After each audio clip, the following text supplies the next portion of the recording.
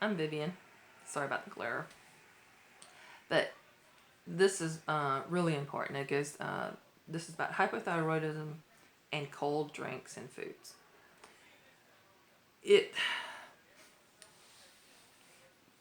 My husband and I try to do a smoothie diet. And we like smoothies. And they were good. They were really good. They were really yummy. And I was like, I can do this. I can do this for 3 days. No problem. By the 3rd day, I thought I was going to keel over. I was like, why is this not, I mean, he was like, ooh, bound, all this energy. He felt good. And I was like, each day it was like I was getting hit. I didn't know. At that time, I didn't know about hypothyroidism. This was one of the things that clued me in and made me look up what was going on. Cold drinks, I avoid. It's like I order water without ice. I want water at room temperature or warm or hot, drinking hot stuff.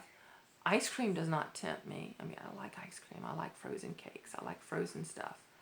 But I just can't do that anymore and not feel like I've been beat up. So I just saw a really good video by David Jockers, Jockers. I'll put a link to it. And it was best foods for thyroid. And half the video, a lot of information about what happens to us. And he does cover it's all interconnected, which was like, yes, I wasn't, he's a medical person. I'm not. And he's selling stuff at the end of the video too. So just be warned that that's part of it. He has a website. But the video was really informational. And I'll share, I watched it because I want to know what's good. It's easy to focus on, I can't have those anymore because it's bad for me. I've got this condition, so I should avoid those foods. It's easy to fall into that, and it's easy to get depressed from that too. So I like to focus on what can I have? What should I be having? What helps this condition lessen? And it was really good. I'm glad I almost was going to skip because when I saw it, I was like, oh yeah, this is going to try to sell me something. But I was like, okay, just go ahead and play it while I was doing something else. And I'm so glad I did. It was a lot of good information, so it was worth it. But he definitely says sea vegetables, stuff from the ocean, salt water, like seaweed, kelp, bone broth, definitely. Butter from grass-fed animals. Okay, here's the thing about that. Doesn't have to be organic.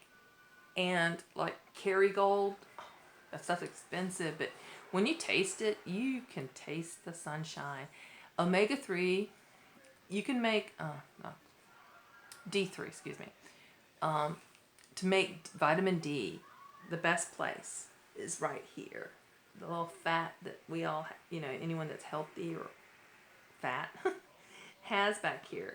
There's a layer of fat that goes here that with sunshine converts, makes D, vitamin D.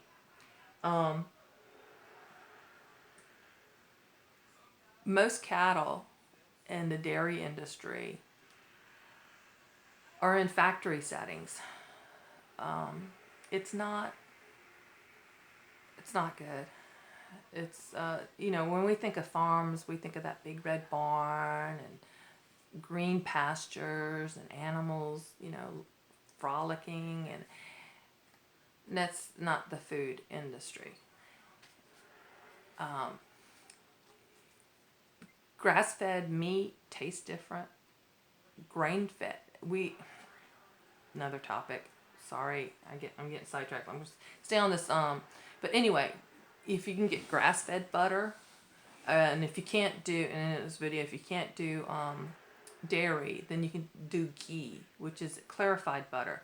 I've argued with somebody about, what is the difference between clarified butter and ghee, and they're saying that there was a difference, but they never could tell me what the difference was because it's the same thing. If you clarify butter, you get ghee. And it depends. I make it for my daughter. She's lactose intolerant. And it's the same thing. Molecularly, it's the same thing. Fermented foods, which includes kimchi. That's okay. He covered that. I was so ecstatic. Avocados, pasture raised animals for meat. So you want to get pasture raised chickens versus factory chickens, and the crazy Cornish cross. If you watch the chicken videos I've made of our stuff and the experience we've had with the Cornish cross, they're monsters, and they cannot live a good life. Even if we had one, and that's the one that had gangrene in the breast meat. The tenderloin had gangrene, and they're prone to that. And in fact, their wings have to be they have to do something to those poor chickens, so they cannot flap that. Otherwise, they get gangrene. And she was going crazy. She was dying from the gangrene. I didn't know it. But that was why her odd behavior, and she was kind of scary toward the end. So, pasture raised animals. I like to get New Zealand lamb versus American lamb. I can taste the difference. It's a lot more flavorful. People complain about gamey, but gamey is healthier than the washed out stuff that you need steak sauce for, okay? There's a reason why, like I said. Anyway, this was about hypothyroidism and foods you can have. Coconut fat. Yay. I like to cook with that. Wild caught fish. Please avoid Pacific wild caught fish. So that means Alaskan.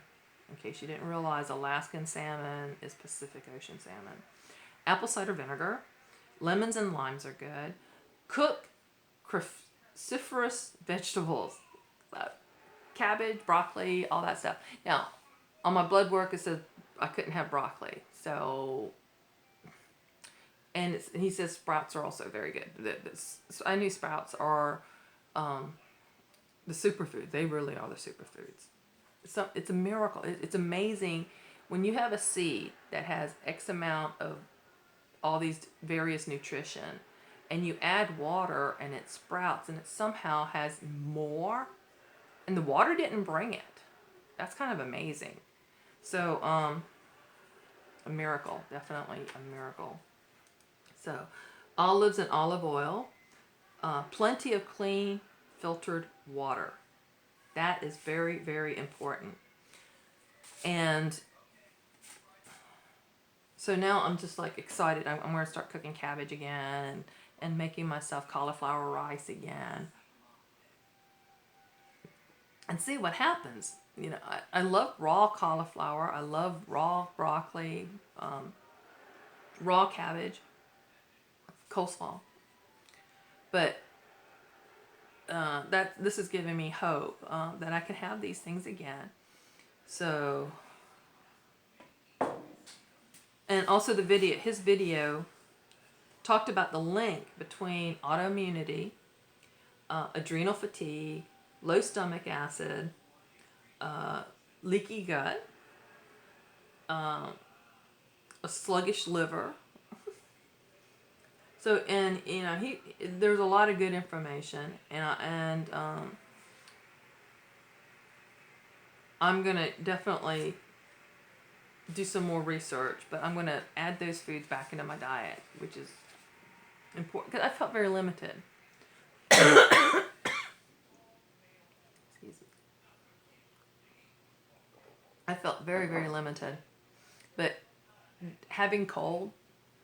So my husband fixed, he calls it his warm salad, and I don't buy lettuce out. I used to buy the spring mix, organic spring mix, and that came in that little container, and I like the container too. I used them, reused them, and he would make salads in serving size bowls. I mean, he would eat, I couldn't, it was so much food.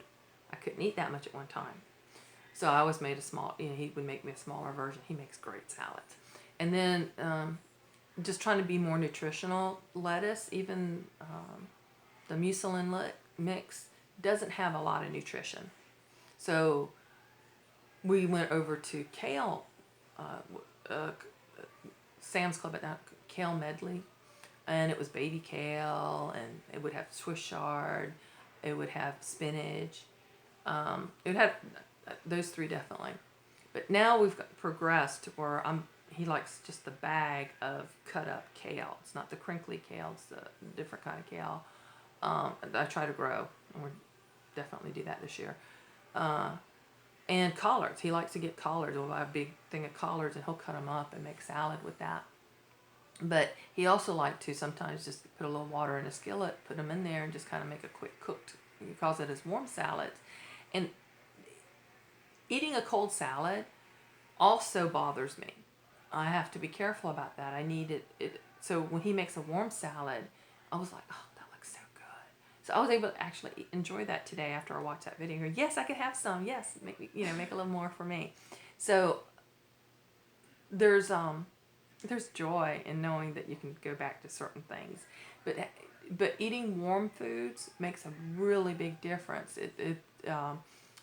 Because the body's already struggling to keep up the temperature, and then you put all this cold stuff in, and it's fighting more. So be aware of that connection. If you have a hypothyroid condition, yeah, especially on a hot day, a cold drink sounds good, but it could really tank you. This may be why afterwards you're sitting there going, oh my God, I feel awful. And you're trying to cool off, and your body's trying to heat up. It's hard to find that balance when you do that. So I found that just having room temperature water, or just straight out of the tap here, we're on a well, and oftentimes I then put it into a Brita filter, and by the time I get it, it's very close to room temperature, maybe a little bit lower sometimes, but most of the time it's room temperature. And then right now I'm drinking water. I heat it up in the kettle and then put into a thermos, and then I empty out the thermos as the day goes on. I didn't feel like a tea. I didn't feel like lemon or chamomile or anything mint. I just wanted some warm water, and that's really hitting the spot. And it's because the thyroid is underactive. Hypothyroidism means underactive.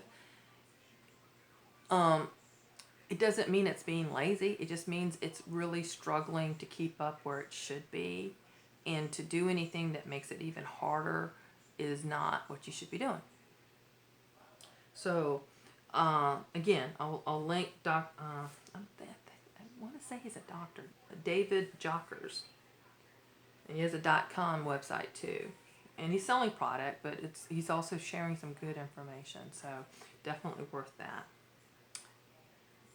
That's it for updating on the hypothyroidism and connection with cold drinks and foods. So just be aware of that.